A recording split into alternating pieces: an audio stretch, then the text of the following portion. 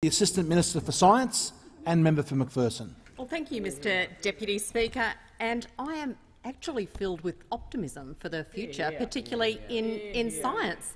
And there is no way that my enthusiasm is going to be dragged down by any negativity from anywhere, because I think, quite frankly, we are in the absolute best possible place we can be in this nation, and we need to get behind and support our fabulous researchers and our scientists as they go out there and they do world firsts in their research. So I'm here to tell a very, very positive story about what this government is doing and what I know we are going to do in the future to support our scientists and our researchers.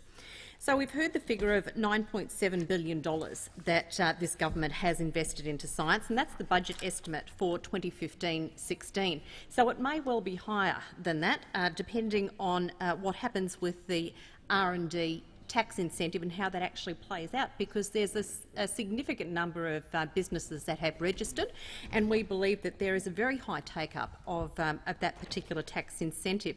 So the figure may well be higher than the $9.7 billion, but that actually compares to $9.5 billion in 2012-13.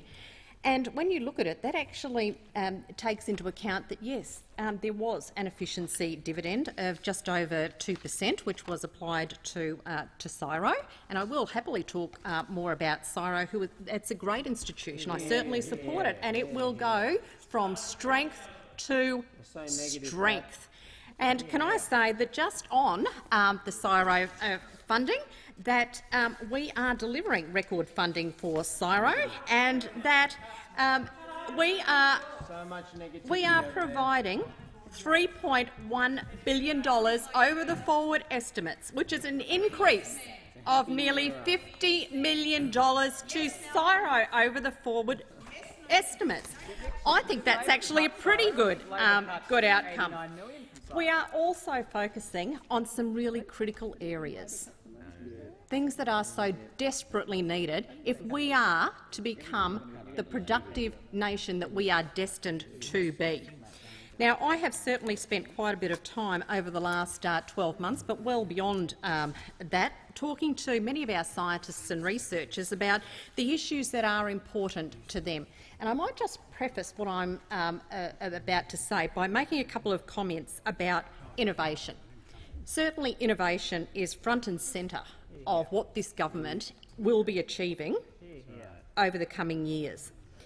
Innovation is something that we certainly need to embrace, and we certainly need to look at startups, but we need to be very conscious that there are many businesses out there that are doing wonderful and exciting things that are clearly innovative. We need to be doing what we can to promote their work and demonstrate that there's many things. There's processes, there's procedures, there's systems, there's technology that is already out there that will help these businesses to become innovative.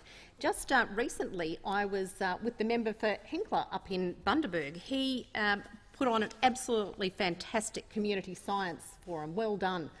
On that. It was very well attended, and one of the things that we did at that forum was listen to a number of businesses that were doing some wonderful work in the Bundaberg area. One of the standouts for me, and there were quite a few that day, was Sweet Sensations, and we heard from the farm manager, Craig Van Ruin, who has been working closely with Central Queensland University, and what he's doing is he's trialling a non-lethal method of pest management in his orchards.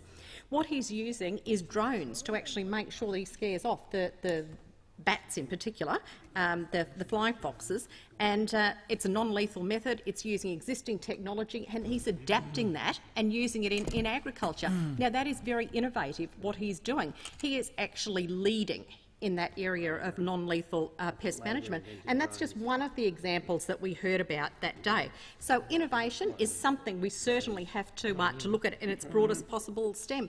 And in the 29 seconds that's remaining, can I say that there are many things that we are focusing on in this government. Certainly STEM, and I'm happy to talk at length about STEM, but we understand that our early and our mid-career scientists need our support. We understand the role of basic and fundamental research. research. We understand that science deserves and is demanding rightfully that there should be a long-term decadal plan, and I can assure our science community that we are there supporting you.